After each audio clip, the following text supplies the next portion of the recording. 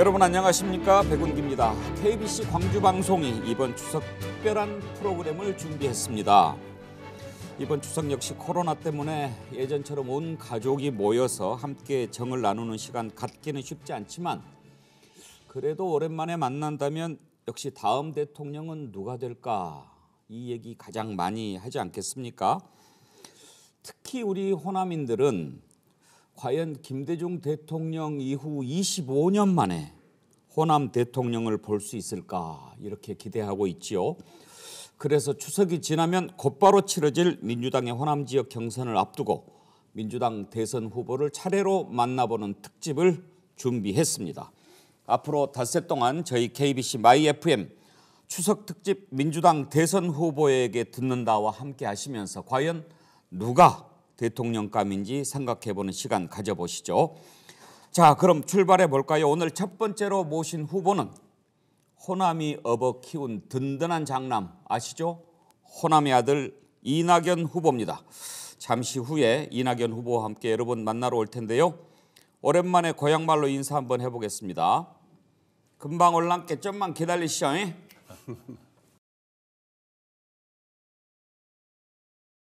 네, 이낙연 후보 나오셨습니다. 어서 오십시오. 반갑습니다. 네, 안녕하세요. 좀 빠지신 것 같습니다. 예, 많이 말랐어요. 예. 예, 호남의 아들 이낙연 후보님 나오셨는데 그동안 추석 때 거의 고향 못 가셨죠? 예, 어머니 계실 때는 그나마 좀 다녔는데요. 예. 어머니가 여러 해 서울에 계셨었죠. 서울에 계셨고 제가 지사할 때는 지사공간에서 모셨어요. 50년 만에 모자가 함께 살았습니다. 예. 네, 중학교 가면서 13살에 어머니 품을 떠났다가 63살에 지사가 돼서 와서 함께 모시고 살았죠. 그 기간이 너무 짧았습니다만은 그때 이제 침대에서 낙상을 하셔가지고 골반이 부서지는 바람에 와상 노인이 돼서 바로 또 요양병원으로 옮기셔서 목포에 계시다가 또 수도권으로 오시고 그랬죠. 지금 고향에는 그럼 누구 계십니까? 우리 둘째 동생, 제 밑에 바로 밑에 남동생 한 사람만 남아 있습니다. 참고로 고향이 영광 법성의 외촌이죠. 법성포. 네. 올해는 그래도 어찌됐든 이제 고향 쪽을 가시게 됐지 않습니까? 이번 주말에 이제 또 아주 중요한 경선이 있는데 오랜만에 우리 고향 분들에게 인사 한번 해주십시오. 네, KBC 광주방송 애청자 여러분 반갑습니다. 오랜만에 고향 분들 뵙게 되니까 무척 설레네요. 네, 이낙연입니다. 예, 박수하겠습니다. 우리 함께 해주실 UPI의 김당대 기자 모셨는데요. 김당대 기자도 고향이 전남 곡성입니다. 곡성, 쩌짝. 우리 이 후보님 잘 아시죠? 뭐 정치 입문하셨을 때부터 쭉 알았고 동아일보에서도 잠깐 또 같이 근무한 적도 있었고 그리고 전남 지사 때는 제가 인터뷰도 하고 뭐 그런 적이 있었습니다. 동아일보 계실 때? 잠깐 그때 제가 한 2년 반 있었는데 그때 무지하게 까타로 왔다, 뭐 까탈스로 왔다 그런 얘기를 많이 후배들이 하던데요. 예, 그런 얘기 많이 있었죠. 저는 직접 그때 겪어보진 않았고 저도 좀 까탈스러운 편이라서 뭐 특별하게 그 이낙연 후보님 쓰신 책에 이렇게 보면은 그때 데스크 하실 때 후배들이 먼저 이렇게 일이 있어서 나가는 것처럼 하면은 너무 많이 마시지 마라 뭐 그렇게 얘기를 하셨다고 그러는데 우리 후배들 얘기 들어보면 낮에는 이낙연 눈에 띄지 말고 밤에 나타나라. 일할 때는 굉장히 까다로운데 저녁에 막걸리 마실 때는 갑자기 또 풀어지니까 낮에는 눈에 안 띄게 피해 다니고 밤 되면 또 술자리에서 나타나고 그랬던 것 같아요. 그 당시에는 휴대전화가 없어서 사라지면 찾을 방법이 없습니다. 그렇죠. 자, 그러면 우리 뭐 고향분들 이낙연 후보님 너무나 잘 아시지만 한번 어떤 분이신지 또 어떻게 여기까지 오시게 됐는지 우리가 한번 쭉 돌아보면서 한번 후보님 얘기도 듣고 그렇게 해보겠습니다. 우리 김당대 기자님께서 양력을 준비를 해오셨죠? 한번 쭉 한번 소개를 해주시겠습니까? 예. 예, 한번 돌아봅시다. 일단 생년월일부터 말씀드리면 1952년 12월 20 전남 영광 출신이십니다. 그다음에 배우자는 김숙희 여사. 아마 전북 분이신가요? 그렇군요. 그리고 자녀는 일남. 그다음 주요 경력을 보면은 일단 광주 제1고 광주 북성중 광주 제1고 서울대 법대를 졸업하셨고 79년에 이제 동아일보 입사를 해서 2000년까지 쭉 근무를 하셨습니다. 잠깐만요. 거기에서 조금만 쉬었다 갑시다. 그 이제 영광에서 그러면 이제 국민학교 초등학교 나오신 거잖아요. 네. 그런데 중학교를 광주로 이렇게 가시게 됐는데 그때 뭐 잊지 못할 선생님이 계시다고 들었습니다. 박태중 선생님이라 해서요. 머리가 아주 까까머리였던 제대병이 첫 부임하셨어요. 그래가지고 저희 학년을 맡게 되셨는데 당신 인생의 첫 제자였죠. 오자마자 시험을 보이시더라고요. 근데 저희 학급이 그때는 반도 없었습니다. 한 학년에 한 반뿐이니까요. 학급이 37명인가 그랬는데 시험 한번 보이시더니 이낙연 너 나와. 너 광주 서중 가라.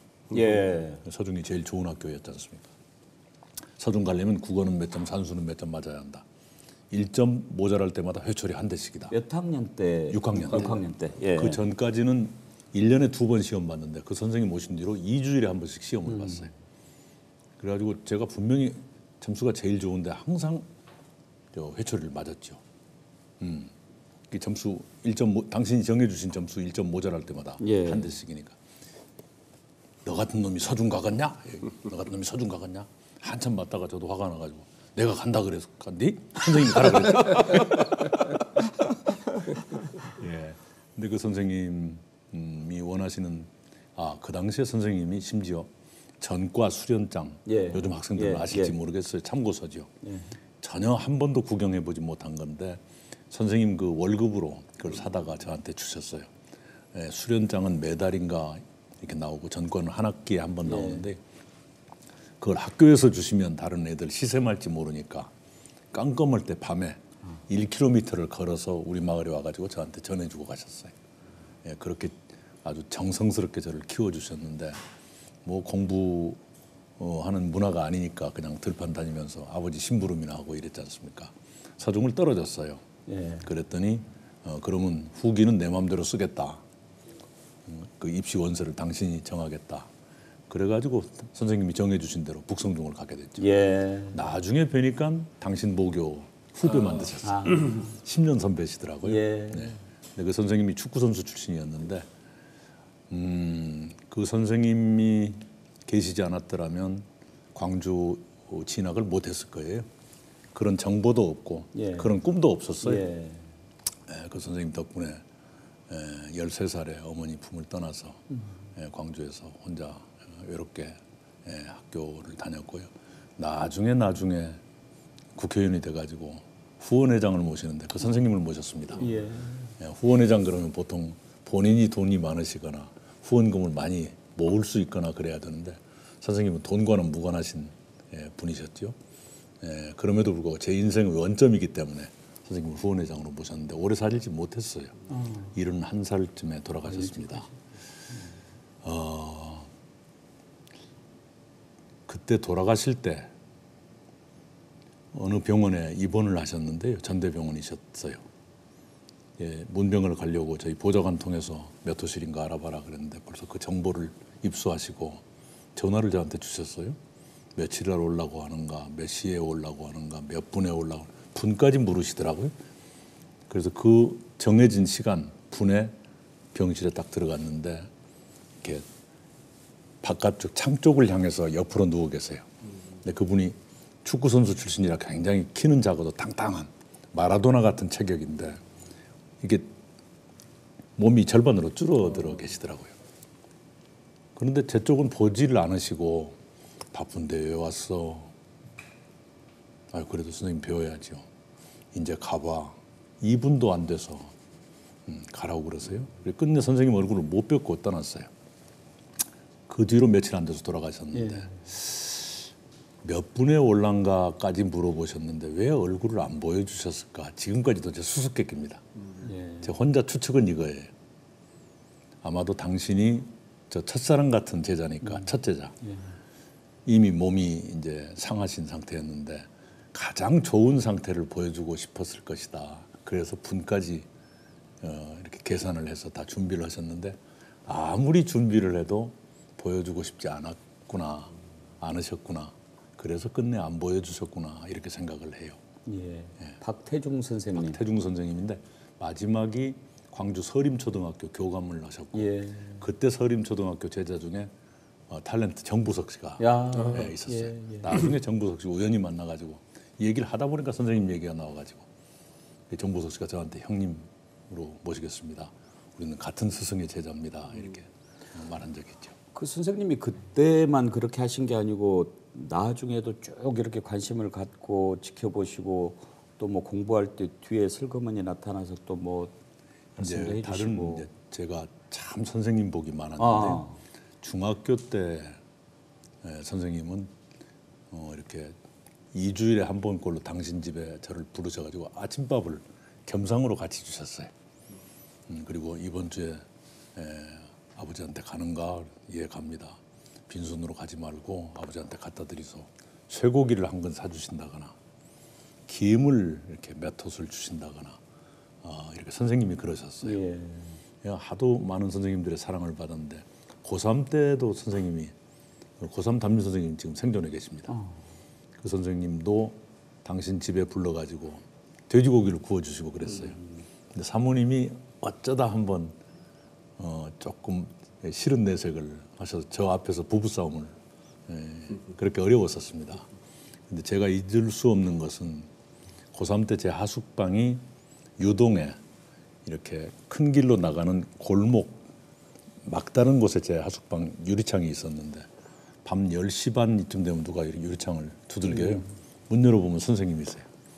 공부하냐? 나 간다. 그러고 그냥 이게 그때 저희 고3 때 교련반대 데모에 바람이 불어가지고 혹시 데모나 모의하고 다니지 않는가 걱정을 하셨던가 봐요. 이 녀석들을 대학을 보내야 되겠는데 그래가지고 밤마다 이렇게 공부하는 거 체크하시고 그랬죠. 참 선생님들 대단하세요. 후보님도 이제 뭐 교단에 계시지는 않았지만 살아오면서 이제 많은 후배들도 보시고 또 제자처럼 느끼는 사람들이 있을 텐데 그렇게 사랑을 많이 받으셨다면 싹수가 보인 거죠. 그러시지 않았겠습니까?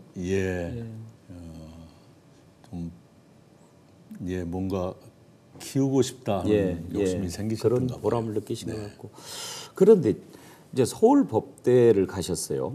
대체로 서울법대에 나오면 이제 뭐 그때 당시에는 사법시험 봐서 사법고시 봐서 판검사 되는 것이 일반적이고 그게 가장 출세라고들 생각했을 텐데 그렇게 기대를 가졌던 선생님들 입장에서 보면 판검사 될 줄 알았더니 동아일보 기자하고 있네라고 좀 섭섭해하시지도 않았을까 그러셨을 싶어요. 수도 있겠죠. 그런데 제가 핑계이지요. 그런데 견디지를 못했어요.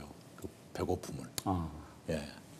대학 들어갈 때 저희 아버지가 일찍이 선언을 했죠. 등록금은 어떻게 해보겠는데 하숙비는 너 알아서 해라.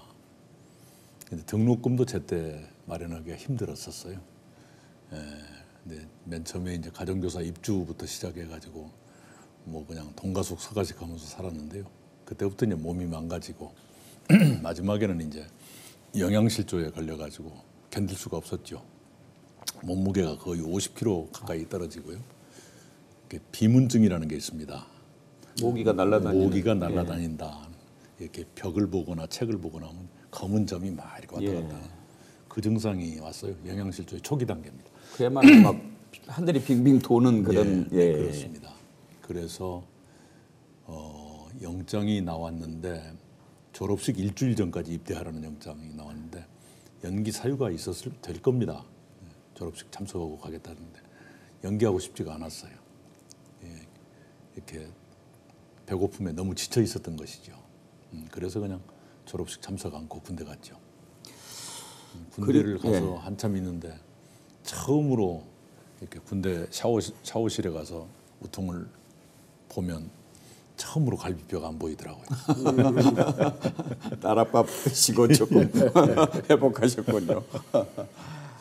그리고 이제 빼놓을 수 없는 인연이 이제 김대중 네. 대통령과 만나신 거잖아요. 네. 동아일보 기자로 계실 때도 사실 후배들이 다 존경하고 따르고 또 필명도 널리 알리고 그러셨는데 어떤 계기로 정치에 뛰어들게 되셨는지 김대중 대통령과의 인연은 어떤지도 참 궁금합니다. 네, 우선 제가 대학 1학년 때 김대중 선생님이 신민당 대선 후보가 되셨어요. YS한테 역전승을 했죠. 이렇게 뭔가 가슴이 막 이렇게 울렁거림을 느꼈죠. 그래서 이제 그 어른의 연설장 쫓아다니는 것이 강의 듣는 것보다 훨씬 더 재밌었고요. 그게 이제 제 청춘의 시작이었죠. 예. 이제 그게 그분의 첫 대선 도전 때 저는 학생으로서 연설장 쫓아다니는 아주 형편없는 청년이었고요. 그 다음에 이제 제가 동아일보 기자가 됐었는데 민추협 무렵에 이렇게 배웠었죠. 그분이 85년에 귀국을 하십니다. 망명처에서 미국에서. 그래 배웠는데 87년 6.29 선언으로 사면복권이 되시고 피선거권을 회복했죠. 그해 12월 대선에 이제 도전을 하시죠. 두 번째 도전. 그때 저희 회사에서 신문사에서 이렇게 각 주요 후보별로 여당은 3명, 또 야당은 2명, 2명 이런 식으로 기자 숫자를 배정을 했는데 예. 그 숫자에서도 특별히 한 명씩을 아주 밀착 기자를 지명을 했어요. 예. 마크맨. 예. 24시간 밀착해라. 유착해서 생기는 문제는 부장이 책임지겠다. 유착 못해서 생기는 건 니들 책임이다. 예. 최대한 많은 걸 취재를 하라 그 말씀이죠. 그래 이제 제가 김대중 선생의 밀착 기자가 됐는데 그 당시에는 아마 동아일보가 가장 야당지였었어요. 근데 참 제가 편애를 받았죠. 네, 그래서 그 당시에는 신문에 이렇게 그 해설을 쓰거나 하면 기자 이름을 쓰는데 일반 뉴스를 전달하는 스트레이트 기사에는 기자 이름이 없어요. 없어도 제가 쓴 기사를 알아보셨어요. 이거 이 기자가 썼구만 이렇게. 그리고 이제 밥을 주시거나 지하 서재 신문 가판 보실 때 제가 우연히 있으면 같이 들어가서 보시고. 지하 벙커에 들어가는 기자들이 한정돼 있었잖아요. 네네. 몇 사람 안 됐잖아요. 예, 저는 다 들어가는 줄 알았더니 나중에 보니까 그게 아니었고요. 특히 이제 그분이 이동하실 때 당신 옆자리를 저한테 허락해 주셨어요. 그래가지고 그 당시에 기사님이 그걸 아시고 제가 가면 아예 문을 열어주었습니다. 예. 제가 먼저 타고 있죠. 그래야 다른 사람이 못 하니까. 못 봐요. 예. 다른 사람들은 전부 DJ를 보고 있기 때문에 예. 좀 1, 2분 먼저 나와서 타면 몰라요. 그래 먼저 가서 타고 있어야죠. 예, 그래 타고 있으면 들어오실 때 누가 주인 허락도 없이 탔는고 하시면서 타시는데 그게 싫다는 뜻이 아니에요. 예. 그래가지고 많은 얘기를 해주시죠. 어떤 때는 발표와 다른 얘기도 해주시고요. 예컨대 그때 YS와 양김 후보 단일화 협상을 하면 그 발표를 90%는 DJ가 하시고 10% 정도를 YS가 하세요. 근데 대체로 첫 문장이 이래요. 우리 두 사람은 어떠한 어려움이 있어도 기필코 후보 단일화를 하기로 합의했다. 이렇게 나가요. 그런데 이제 어느 날 또 그렇게 발표를 하시고 승용차에 타셨는데 후보 단일화 안 되네 이러시더라고요. 돌아보면 수많은 인연 속에서 정말 많은 멘토들을 만나온 삶이었다 네. 이런 생각이 드는데 김대중 대통령님을 이렇게 회고해 볼 때 어떤 점을 가장 배울 만한 부분으로 꼽으시겠습니까?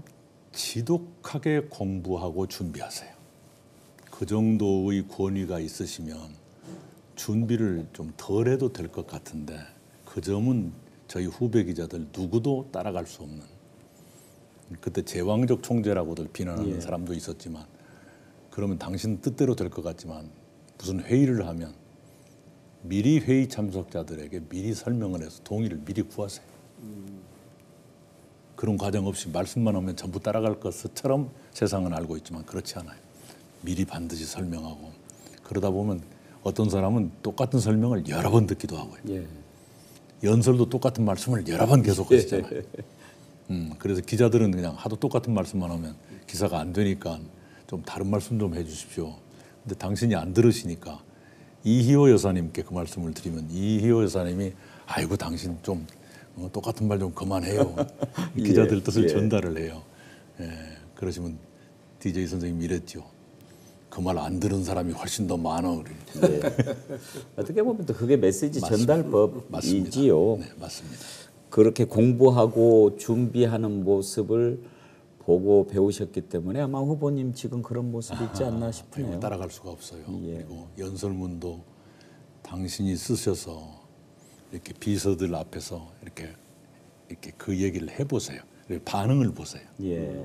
그래가지고 반응이 좋으면 그걸 계속하고 반응이 좀 안 좋으면 바꿔보시거나 또는 그 연설의 리듬이 당신에게 안 맞으면 또 고치시고 그 정도로 지독하게 준비하십니다. 예, 이렇게 해서 이제 이낙연 후보의 정치 인생이 이제 시작이 됐지요. 계속 한번 이어가 주실래요? 예. 예. 그래서 김대중 총재 이제 권유를 받고 2000년이죠. 2000년에 이제 공천을 받아서 그때 이제 처음으로 국회에 들어가셨고 내리 영공 한평에서 이제 사선을 하셨단 말입니다. 예. 그래서 아까 앵커께서도 호남에서 어버 키운 이런 얘기 하셨는데 정말 호남에서 어버 키운 장남이라고 할 수 있죠. 예. 그러다가 이제 전남지사도 하셨고 그다음에 이제 뭐 국무총리 다들 아시다시피 최장수 국무총리를 지금 문재인 정부에서 하셨고 여당 대표까지 맡으셨고 그리고 나서 지금 이제 대통령 20대 대통령 이제 선거에 지금 나오셨습니다. 그러면 여기서 문재인 대통령과 인연을 한번 좀 짚어보고 싶은데요. 문재인 대통령이 언제 지금 혹시 이야기해 주실 수 있나요? 총리를 맡아주시라는 것을 대통령 당선돼서 말씀하셨을 것 같지는 않고. 아니요. 예. 2016년 5월이었습니다. 그때는 최순실 나오기 전이에요. 그러니까 그때는 대선이 2017년 12월에 있는 겁니다. 그런데 그 전에 5월에 당신을 돕는 두 사람이 저한테 만나자 그래서 만났더니 총리 얘기를 하더라고요. 그러니까 대선 1년 7개월 전에 이미 그 준비를 마치신 거예요. 그때 제가 그런 얘기 하는 게 아니다. 나 그 얘기를 안 들은 걸로 알겠다. 당신들도 머리에서 지워라. 1년 7개월 전에 그렇게 되는 게 아니고 인사를 그렇게 하는 게 아니다. 그래 정말로 이제 뭐 지워지게 했겠습니까마는 잊으려고 노력을 했죠. 그런데 이제 그 뒤로 탄핵이 오고 1년 뒤에 대선이 있어서 그 말씀을 들은 지 1년 뒤에 총리로 지명을 받았는데 그 1년 사이에 그 어떤 매체에도 단 한 줄도 나간 적이 없죠. 저 자신이 잊으려고 노력을 했고 제 아내한테도 전혀 내색도 하지 않았고 그때 지사 시절에 기자들하고 거의 기자 등과 거의 매일 술을 마셔도 한 번도 그런 말이 나간 적이 없죠. 그것은 이런 얘기는 지켜야 된다라는 생각 때문에 그러셨나요? 아니면 마음은 바뀔 수도 있으니까 그런 생각도 있으셨나요?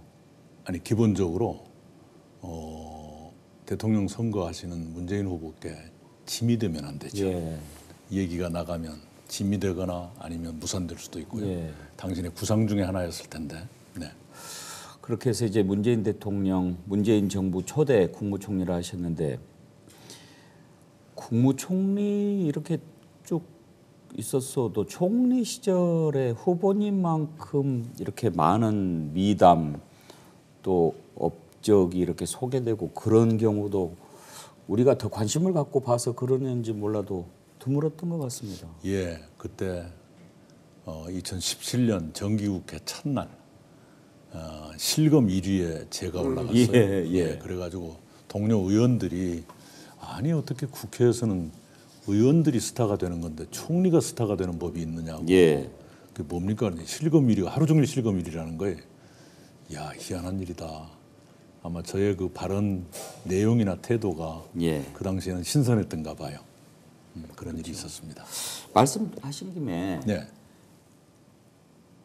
우리 기자 후배들도 그렇고 또 다른 많은 분들도 그렇고 이낙연 후보는 말을 하면은 그대로 받아 적으면 된다. 그게 곧 기사가 되고 글이 되고 책이 된다. 그렇게 얘기하는데 말씀도 잘하시잖아요. 말씀도 잘하시고 글도 잘 쓰고 어떻게 하면 그렇게 할 수 있을까? 우리 젊은 사람들이 많이 궁금해할 것 같습니다. 좀 비결을 하나 좀 가르쳐 주십시오. 우선은 그게 꼭 좋은 건 아닌 것 같아요. 네, 요즘에는 그런 식의 말이 꼭 사랑받는 것은 아닌 것 같아요. 훨씬 더 짧고 툭툭 던지고 또 이렇게 뭐 타격감이 있다든가 그런 말이 더 사랑받는 거 아닌가요? 그러나 정말로 저보다 훨씬 더 긴 문장 투의 말씀을 글처럼 말씀하시는 분을 제가 본 적이 있어요. 동아일보 김학준 사장님. 완벽하게 논문 하나를 읽고 계시는 것 같아요. 전혀 보지 않고. 네. 그걸 보면서 이 듣는 사람이 굉장히 긴장을 해야 되잖아요. 꼭 좋은 것 같지는 않은데 그러나 기왕이면 완벽한 문장으로 말씀하는 것이 좋긴 좋지요. 그 무슨 비결 같은 건 좀 잘못 말하면 또 꼰대 같은 느낌이 들고. 예.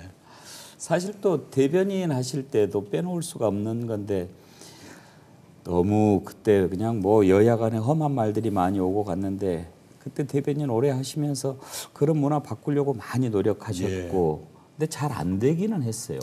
예. 그래도 그 치고받고 싸우지 않는 표현이 굉장히 사랑을 받더라고요. 네, 대변인 할 때 보니까 그래서 많은 좋은 평가를 받았죠. 대변인 아니 혼자 애쓰신 것 같아가지고 대변인 문화를 바꿨다는 얘기도 들었고요. 그게 좋더라고요. 그 당시에 장영신 국무총리석이 애경유지 회장을 하신 분이 부총재이셨어요. 우리 당에. 그런데 어느 날 저녁을 먹자 그래서 갔더니 그 어른이 저한테 물어보시는 거예요. 이 대변인이 혹시 이렇게 하시는 것 아닙니까? 우리 쪽 진영도 아니고 상대 진영도 아닌 중간지대에 있는 분을 표적 삼는 것 아닙니까? 어떻게 하셨습니까? 그러는 것 같아요. 저는 사실은 정치에 관심이 없고 지쳐서 집에 들어와서 뜩 들어 누워서 텔레비 켰는데 제가 한마디 하는 거 볼 때 보고서 갑자기 누웠던 분이 일어나게 만드는 그런 대변인을 하고 싶었습니다. 그랬더니 그 어른이 그러는 겁니다. 당신도 회사에서 조회를 할 때 직원들에게 그렇게 말씀을 한다는 거예요. 이미 우리 제품을 쓰고 있는 사람 의식하지 마라. 경쟁 회사 제품 쓰고 있는 사람 의식하지 마라. 아직 결정하지 못한 분들 거기가 우리의 타겟이다. 그 말씀을 했는데 당신이 저한테 식사하자고 한 이유가 제 논평하고 당신의 그런 생각하고 일치되더라는 거죠. 네, 그런 노력은 한 것 같아요. 말과 글에서 이렇게 품격이 느껴지는 분이다 이런 생각을 항상 하는데 요즘에 대선판을 보면 좀 걱정되는 게 누구라고 뭐 얘기할 수는 없습니다만 정말 이렇게 하면 이렇게 너무 싸움판이 되고 또 이렇게 되면 대선 이후에 우리나라의 품격 어떻게 될까 걱정하는 분들이 참 적지 않습니다. 예, 걱정이에요. 오늘 아침에도 어떤 언론인이 썼던데요. 나쁜 남자가 인기를 끄는 시대인가. 예. 근데 그것은 그 김대중 대통령님 다음에 노무현 대통령이 왜 인기가 있었는가? 문재인 대통령 다음에는 그러면 어떤 사람이 인기가 있을까? 김대중 대통령과 문재인 대통령은 좋은 착한 남자. 그 다음에 뭔가 노무현 대통령님은 간혹 사고도 있는 그러나 미워할 수 없는 나쁜 남자 이미지. 사실은 그 나쁜 남자 그 얘기를 사위도 그 말씀을 한번 하더라고요. 네. 그런데 지금도 혹시 그런 것은 아닌가 하는 분석이 있습니다만 그러나 그것도 정도가 있어야지. 네. 그러니까요. 어떤 후보 같은 경우에는 뭐 이렇게 손발 노동 비하하면서 인도도 요즘에는 안 하고 아프리카나 하나 한다 이런 얘기들은 아프리카가 50나라가 넘지 않습니까? 많이 다. 그 아프리카에서 특히 어떻게 했습니까? 그러니까요. 뭐 상대 후보니까 많이 얘기는 하지 않겠습니다. 그런 얘기 들으면 참 안타깝고 대선 이후에 나라 국격이 좀 걱정이 되는 그런 상황이었습니다. 아무튼 쭉 이렇게 2년 속에서 이제 이 후보님 같은 경우에 김대중, 노무현, 문재인 정부를 이어가는 그런 계승자 말씀 많이 하시지 않습니까? 예. 단순한 계승자를 원하는 것은 아닐 텐데 시대 정신이요. 예, 그럼요. 당연히 저희가 쭉 정부에서 일하다 보면 원래 생각했던 정책 목표가 달성이 안 되는 경우가 많습니다. 또는 반대로 가버리는 경우도 있고요. 부작용이 생겨서 반대로 간 건 아주 대담하게 고쳐야 됩니다. 그리고 욕심만큼 되지 않은 건 채워야 되죠. 그래서 계승이란 건 철학의 계승 정도이고요. 실제로는 수정, 전환, 보완 이런 게 다 필요하지요.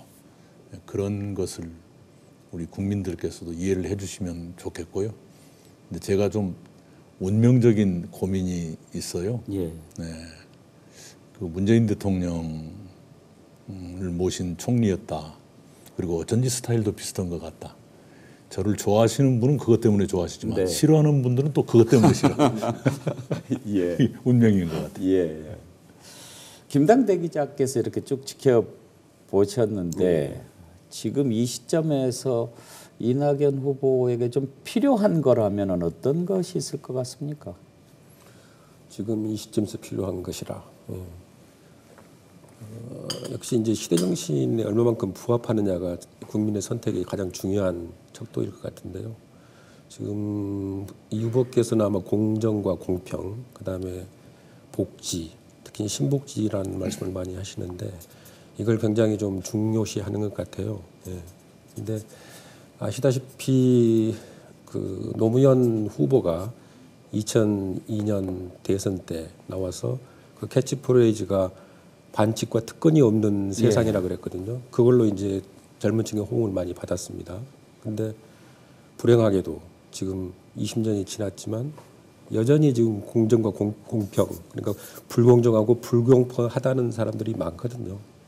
그래서 그 특히 이제 뭐 역시 복지도 물론 또 중요하고 우리가 지금 선진국의 문턱에 오게 된 산업화 세대를 어떻게 우리 그 복지에 맞추어서 이렇게 운영할 것인가 이런 문제, 여기에 대한 대답을 어떻게 주시느냐가 아주 중요한 아주 관건이 되지 않나 그런 생각을 해봅니다. 그렇죠. 사실은 문재인 대통령의 후보 시절부터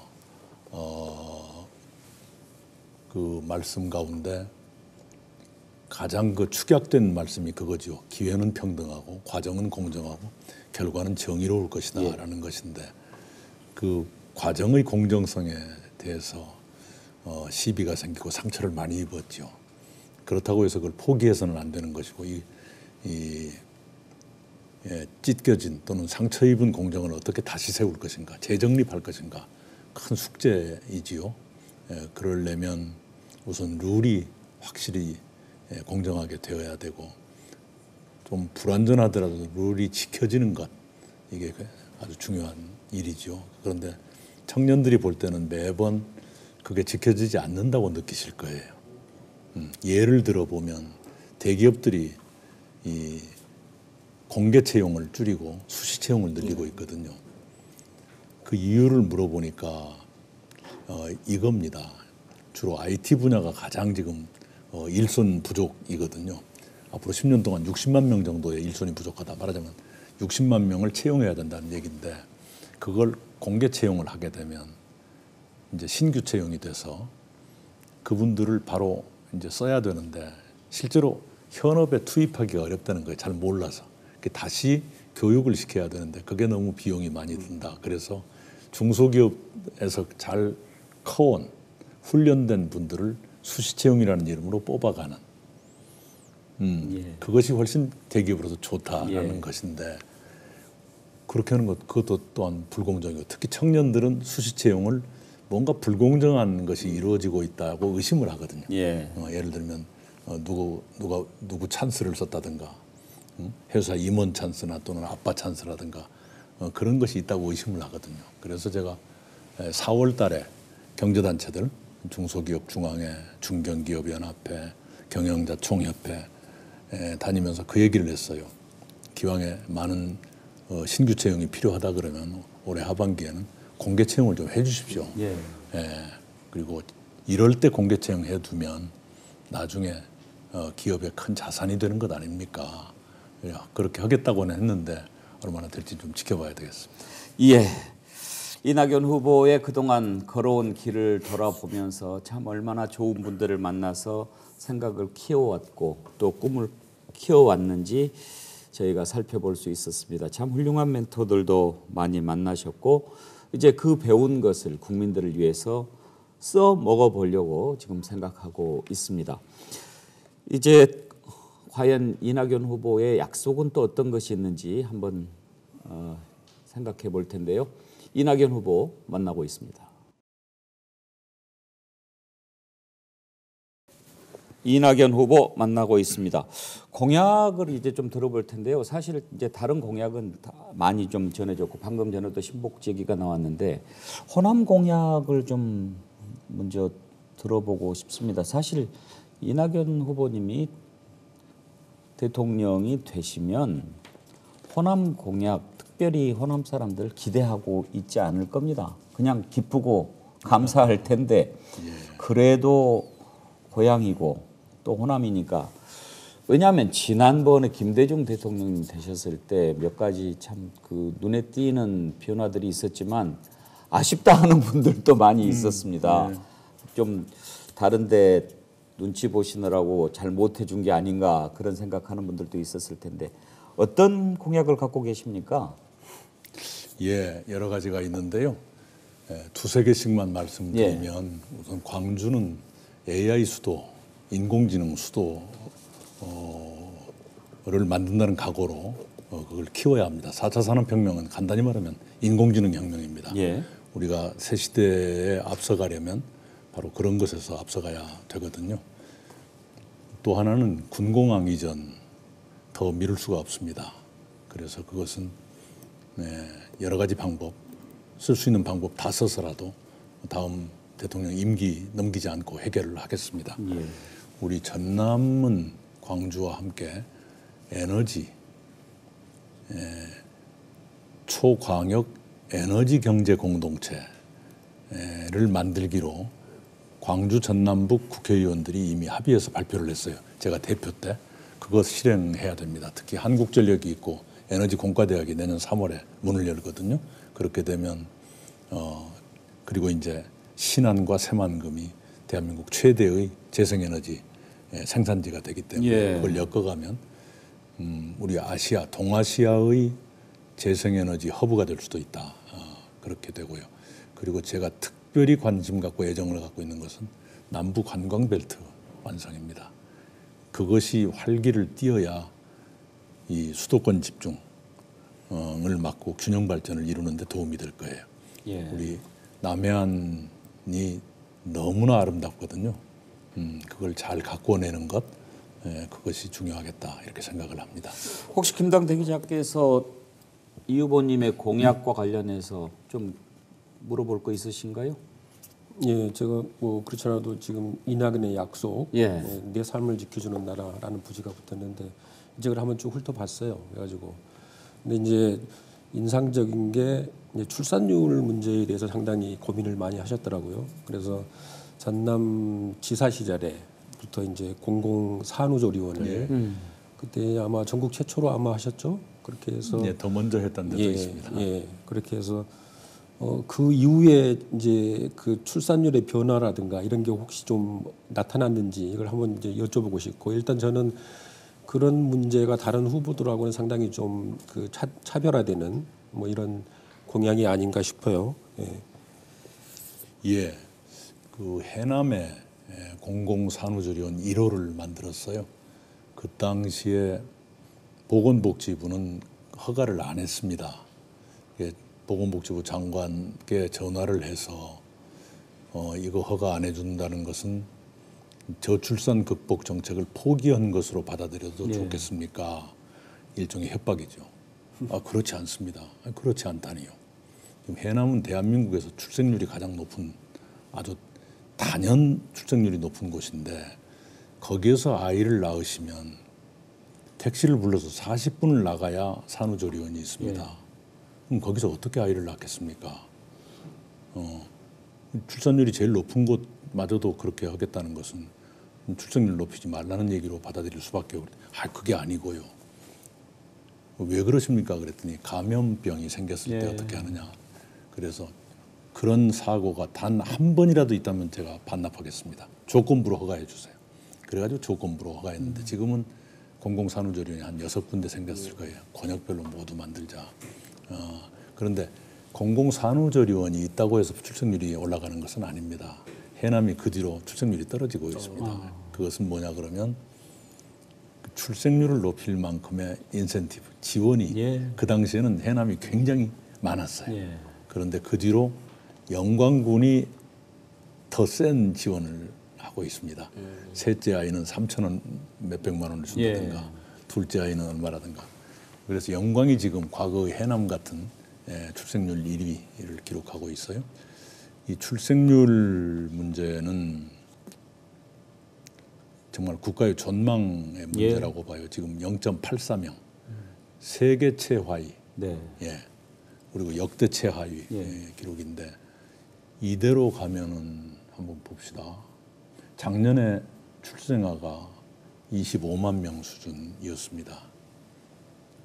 왜 해마다 떨어질 것 아닙니까? 30만 명이 태어난다고 하더라도 그리고 그 출생아 수에 변함이 없다고 하더라도 80년 후에는 대한민국 인구가 2,400만밖에 안 되거든요. 30만 곱하기 80하면.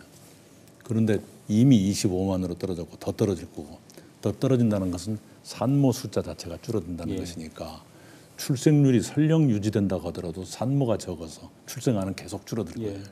아주 계속 가면 나라가 없어지죠. 없어질 수도 있습니다. 그래서 그저께 제가 발표한 것은 지금까지의 출산 지원 정책은 출생에 집중하는 지원이었는데 이제 양육에 또 관심을 돌려보자. 그래서 만 5세까지 매달 100만 원씩을 지원하겠다고 발표를 했어요. 좀 파격적인 것입니다. 그렇게 되면 0세부터 5세까지면 6년 동안 한 해에 약 3조 원 정도? 그럼 6년이면 18조. 그 정도의 돈은 써야 한다고 생각해요. 그리고 이제 한부모 가정, 미혼부, 미혼모, 그분들은 특별한 지원이 조금 더 얹어져야 한다. 왜 그러냐 그러면 이제 그분들은 결혼 생활에서는 성공하지 못했지만 아이는 내가 지키겠다는 의지를 가진 분들이기 때문에 그런 점에서는 더 추가 지원을 해야 한다는 등등의 발표를 했었습니다. 효과가 있어야 할 텐데요. 정말 저출산 대책은 좀 파격적으로 대통령 되시면 허경열 후보보다도 더 세게 좀 저출산에 대해서는 대책을 좀 세워주셨으면 좋겠습니다. 지금 이제 영광, 해남 이런 곳은 우리가 상상 가능한 지원을 다 주어서 출생률을 올리는 것인데 세종시는 좀 다릅니다. 그런 지원이 특별히 두드러지지 않은데도 불구하고 1.5명 수준을 유지해요. 그것은 이제 그 여성들의 직업적 안정성입니다. 공무원이나 교원이 많기 때문에 내가 아이를 낳고 돌아와도 내 자리가 그대로 있는 거예요. 이런 것을 우리가 중요하게 생각해야 됩니다. 말하자면 유럽처럼 성평등 사회가 출생률을 유지하는 데 도움이 될 수도 있다. 이 생각을 가져야 합니다. 후보님과 얘기하다 보니까 시간이 정말 빨리 갑니다. 1시간이 금방 지나가는데요. 사실 이제 시간이 되면 이런저런 현안에 대해서도 여쭤보려고 했는데 특히 지금 대선판을 뜨겁게 달구고 있는 이슈가 2개 있지 않습니까? 검찰의 고발 사주 의혹 그리고 성남시의 대장동 개발 사업 의혹. 특히 뭐 이름이 화천대유 좀 특이하더라고요. 근데 그런 부분에 대한 것을 깊이 들어가면 또 최근에 이제 네거티브 안 하기로 하셨는데 뭐 굳이 뭐 안 하셔도 다 판단할 것 같습니다. 시간이 얼마 안 남았는데 저희가 후보님 인생샷 몇 장을 좀 부탁하지 않았습니까?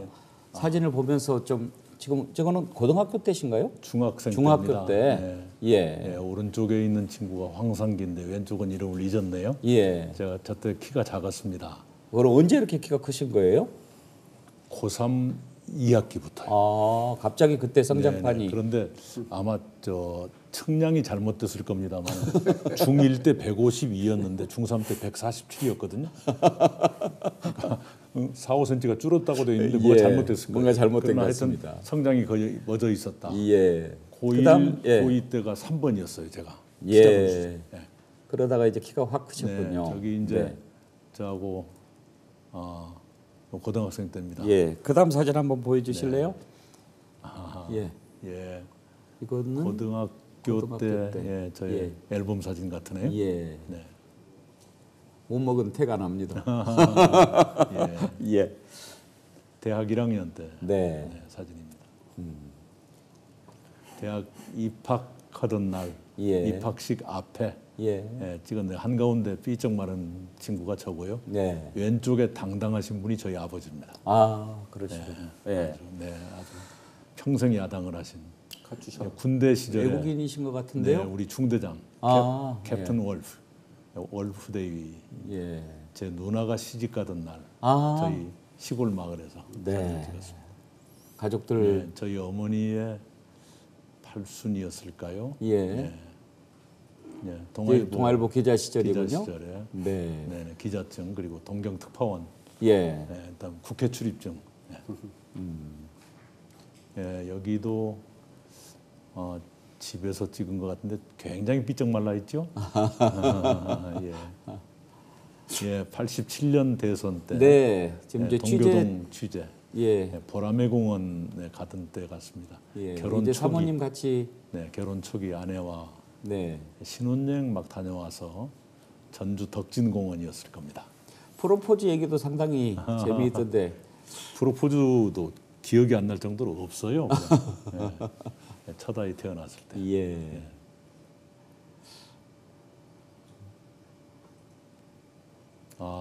작년에 수해 지원 수해 가신 지역입니다. 사진인 것 같습니다. 아마도 전북 남원이었던 것 같습니다. 네, 저기는. 그때 대단했죠. 네. 예. 예. 또 사진 이렇게 보면서 쭉 돌아봤는데 바쁘게 걸어오신 것 같습니다. 예. 시간이 이제 거의 다 돼서요. 마지막으로 애창곡을 저희가 한번 들어보고 싶은데 좋아하시는 노래 저희가 여쭤봤더니 두 가지 꼽아주셨어요. 양희은의 한계령 그리고 이장희의 나 그대에게 모두 드리리. 예. 노래도 상당히 잘하신다고 들었습니다. 예, 잘하는 편이죠. 마이크를 잡으면 안 놓으신다는 말씀도 들었어요. 예. 동경 특파원 할 적에 그때 제가 아주 우리 동료들 사이에 가수로 통했습니다. 네, 그러면 오늘 끝으로 이낙연 후보님 신청해 주신 이장희의 나 그대에게 모두 드리리 들으면서 오늘 시간 마치도록 하겠습니다. 함께해 주신 여러분께 감사드리고요. 오늘 후보님 말씀 감사합니다. 예. 건승을 기원하겠습니다. 네, 이 노래는 제가 아내하고 데이트할 때 아내한테 이 아내 마음을 얻기 위해서 불렀던 노래입니다. 예, 시간 있으면 좀 부르시는 거 직접 들을 텐데 그냥 노래 듣는 걸로 아쉬움 달래기로 하고요. 함께해 주신 여러분 감사합니다. 내일은 이재명 후보 만나보겠습니다. 지금까지 백운기였습니다.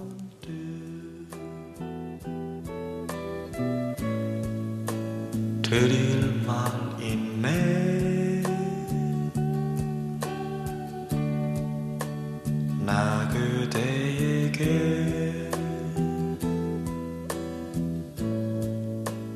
모두 드리리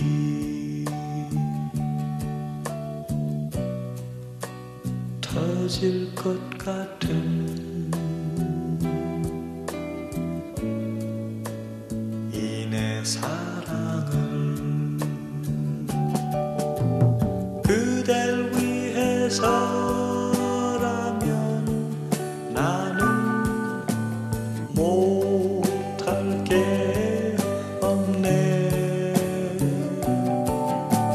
별을 따다가 그대 두 손에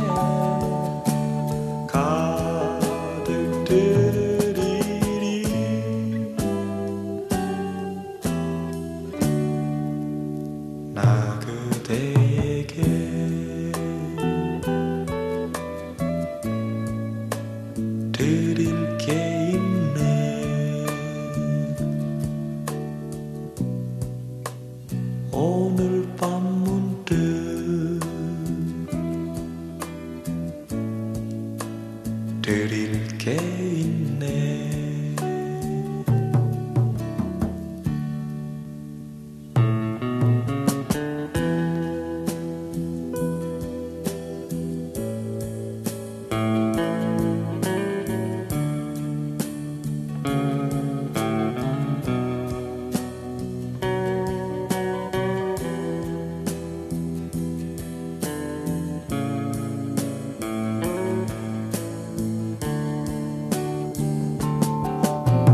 그댈 위해서